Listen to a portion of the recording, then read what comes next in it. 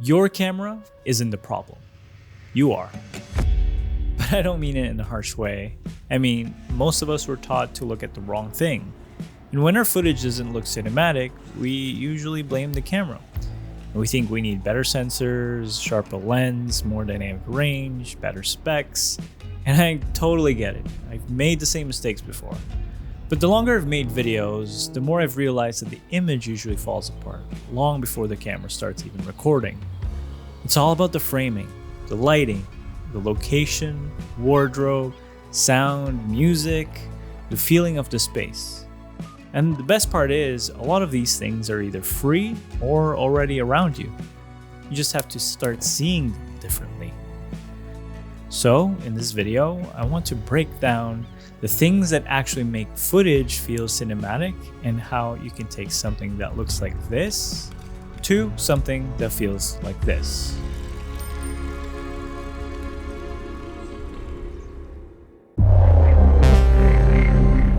This video is powered by Epidemic Sound.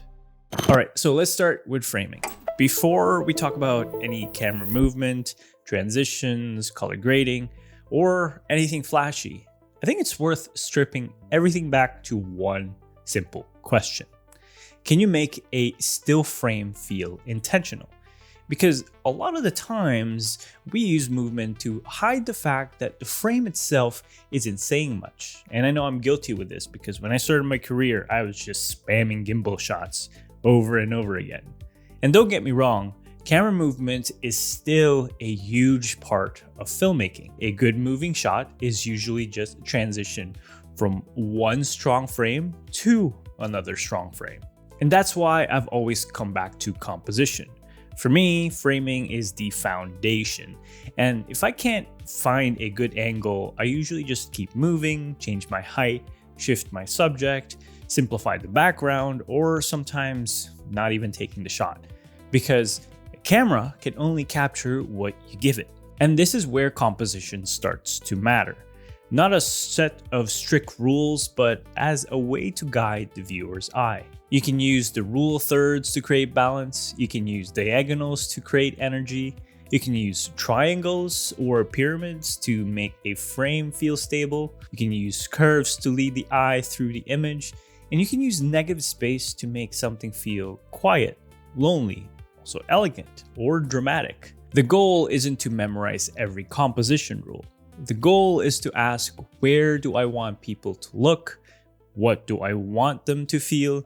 And is everything in the frame helping that? Because once a locked off shot feels good, then movement becomes much more powerful. You're revealing something, following emotion, changing perspective, or guiding the viewer from one idea to the next. And that's when movement starts to feel cinematic. Not because camera is moving, because the movement has now a reason. And this is where a lot of footage starts to feel intentional or kind of low effort. Because exposure isn't talking about making the image bright enough. It's deciding what the image should feel like. So if the exposure is careless, the image can feel muddy, noisy, flat, or just unfinished, even if you're using an expensive camera. So the way I like to think about it is that start with the lighting you can't control. If there's a window, expose for that window. If there's sun hitting the room, then expose for that. If you're outside, expose for the sky, the highlights, or whatever part of the image you can't really change. Now again, this is just guidelines and you can definitely expose to your subject or what you want to look at or what you want to prioritize, especially if it's a run and gun shoot. But the thing is, the light is already setting the rules. Then from there, you just decide what your image needs. Maybe you add a little light to the shadow side of the face. Maybe you subtract light with a dark curtain or a black shirt or negative fill. And maybe you just turn off the ceiling lights because they're making the scene feel cheap. Or maybe you just don't add anything at all. You just move your subject closer to the window and change the angle. Because lighting isn't always about bringing in more lights. Sometimes it's about noticing what's already there and shaping it with more intention. Before you ask, what light should I buy? Ask, what is the light already doing and what does the scene need?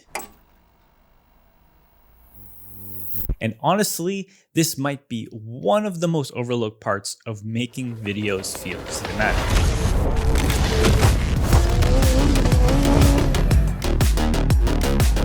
Because if the audio is bad, most people will probably just skip it. But if the image is just so-so, but the audio, music, sound design, they all feel good,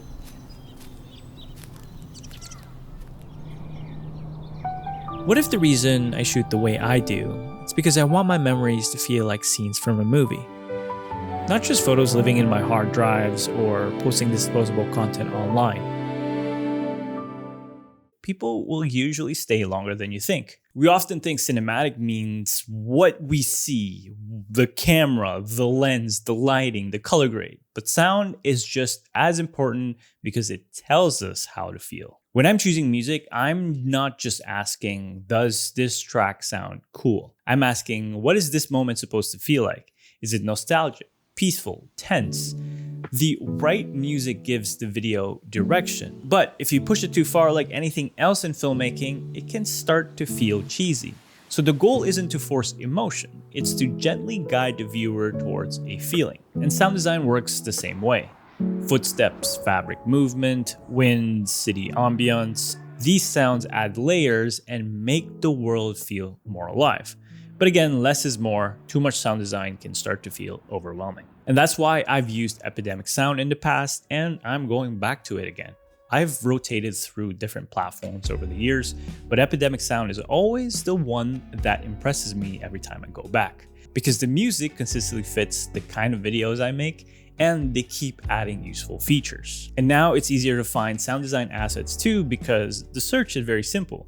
You just tell it what you want, the feeling that you want, and it's going to give you those assets for you. Everything that I've used in the intro was from Epidemic Sound. So whether I need ambiance, texture, hits, transitions, or something a little bit more emotional, I usually find it pretty quickly.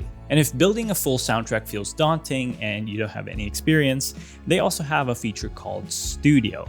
You upload your video and then it helps you lay out a foundation using human-made music and sound design. From there, you can remove, add more, or start using it as a starting point so you can work faster. My friends at Epidemic Sound is giving you a 30-day free trial as well as 50% off for the first 2 paying months of your membership. If you're interested, click in the link in the description. And I don't mean this in a complicated fashion stylist way. I just mean if you already know where you're going to film, you can plan what you wear a little more intentionally. If the location is mostly cool colors, maybe you wear something warmer. If the background is very earthy, maybe you can add orange, red, or even yellow. If the space is neutral, maybe add a small splash of color, enough to help you stand out. It doesn't have to feel fake or overly curated. It can still be your outfit, your style, your personality, but one intentional color choice can make the frame feel more alive. And I started noticing this, and I've been using this in a lot of my videos too. A red scarf, a yellow shirt in a cooler environment, an orange raincoat surrounded by nature. These little choices create contrast, and they help separate you from the background. They give the image a little bit more pop without needing to change the camera at all. Once you start thinking this way, it becomes less about what I should wear for the video and more about how do I want to exist in this space. You can take this a little bit further if you really wanted to. You can learn what color suits you, what shapes fit you, what pieces feel like your personality. Then suddenly filmmaking just becomes more than making better videos. It actually starts changing the way you move through real life.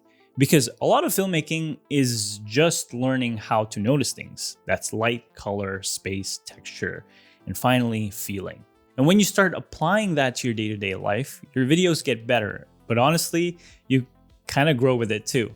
So wardrobe doesn't have to be complicated. You just look at the location, think about the colors, and add one small choice that helps the image feel more intentional. And that alone can bring your footage a little bit more alive.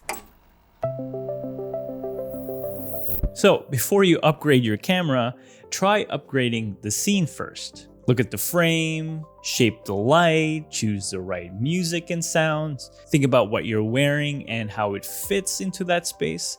Because the goal isn't to make your camera better, it's to give your camera better things to see. Once you start noticing these things, your videos start to feel a lot more expensive. So maybe your camera wasn't really the problem. You were just looking at the wrong things. If you have any questions about anything we've covered, let me know in the comments or message me on Instagram.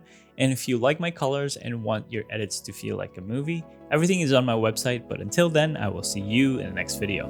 Peace.